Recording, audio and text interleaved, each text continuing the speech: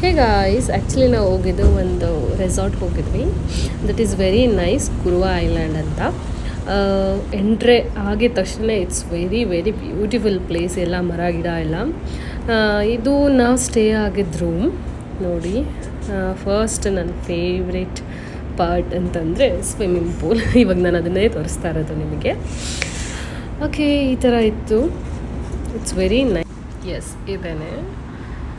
It's very cool. Actually ನಾವು ಹೋಗಿದ್ದು ಚಳಿ ಟೈಮಲ್ಲಿ, ಸೊ ವಾಟ್ರ್ ಕೂಡ ತುಂಬ ಕೋಲ್ಡ್ ಆಗಿತ್ತು.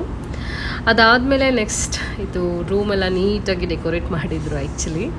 ಅದಾದಮೇಲೆ next is rest room actually ಚೆನ್ನಾಗಿತ್ತು. ನೀಟಾಗಿ ಹೈಜೀನಾಗಿ ಮೇಂಟೈನ್ ಮಾಡಿದರು. ಏನು ಆ ಥರ ಏನು ಅನಿಸ್ಲಿಲ್ಲ, ಚೆನ್ನಾಗಿತ್ತು. ಅದಾದಮೇಲೆ ನಾವೊಂದು ಸ್ವಲ್ಪ ಫೋಟೋಸ್ ತೊಗೊಂಡು, ಅದಾದಮೇಲೆ ಫಸ್ಟ್ ಎಂಟ್ರೆನ್ಸ್ ಹತ್ರ ಹೋದ್ವಿ. ಅಲ್ಲಿತ್ತು ಉಯ್ಯಾಲೆ ಎಲ್ಲ ಇತ್ತು.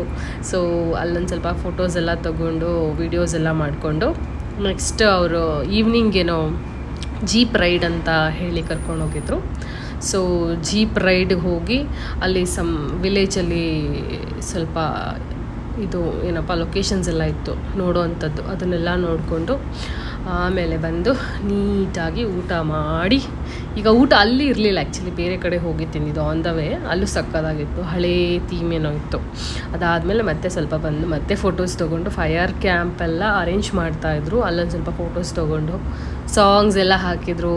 ಸೊ ಸಾಂಗ್ಸ್ ಎಲ್ಲ ಎಂಜಾಯ್ ಮಾಡಿಕೊಂಡು ಆರಾಮಾಗಿ ಅಲ್ಲಿ ಸ್ನ್ಯಾಕ್ಸ್ ಎಲ್ಲ ಇದು ಮಾಡಿಕೊಂಡು ಬೆಳಗ್ಗೆ ಎದ್ದು ಬ್ರೇಕ್ಫಾಸ್ಟ್ ಮಾಡಿ ನಮ್ಮ ಯಜಮಾನರು ಸ್ವಿಮ್ಮಿಂಗ್ ಪೂಲಲ್ಲಿ ಸ್ವಲ್ಪ ಆಟ ಆಡಿಕೊಂಡು ಲಾಸ್ಟಿಗೆ ಸ್ವಲ್ಪ ಫೋಟೋಸ್ ಪಿಕ್ಸ್ ಎಲ್ಲ ತೊಗೊಂಡು, ಪಾಪ ಅಲ್ಲಿರೋ ಸ್ಟಾಫ್ ಕೂಡ ತುಂಬ ಚೆನ್ನಾಗಿ ಕೋಆಪ್ರೇಟ್ ಮಾಡಿ ಫೋಟೋಸ್ ಎಲ್ಲ ವೀಡಿಯೋಸ್ ಎಲ್ಲ ತೆಗೆದುಕೊಟ್ರು.